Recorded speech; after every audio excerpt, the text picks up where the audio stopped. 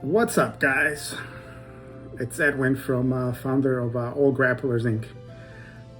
So, some of you have reached out to me. I've had a couple questions that've been asked. I wanted to address one that is close to me.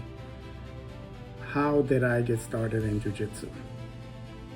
So, I wish there was like this awesome story behind it. Well, actually, there is a story behind it, but so my son started training jiu-jitsu and he wanted to compete, and he was competing on a regular basis. So we showed up to a tournament and I sat there and I didn't know how to help him. I didn't know what to tell him. I didn't know how to coach him from the sideline, right? So on the way home, I started telling him, hey, why didn't you defend the armbar? Why didn't you, go for the submission? Why didn't you attempt the sweep? Why didn't you do this? Why didn't you do that? Right? Everything that a sideline jiu-jitsu dad, could say.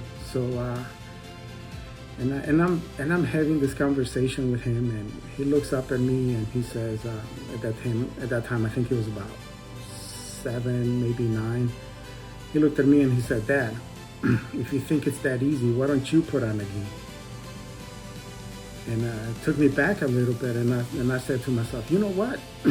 Yeah, fine, I'll put on the gi. How hard can this be? So I show up on Monday. The adult class started after his, so put a gi on, and boy, did I get humble within the first 30 seconds. I was on my back and I was tapping so fast I didn't even have time to blink. So ever since then, I kept showing up and I haven't stopped since. So now I'm a first degree black belt, and I've been training for about 14 years. But that's the story behind on how I got started.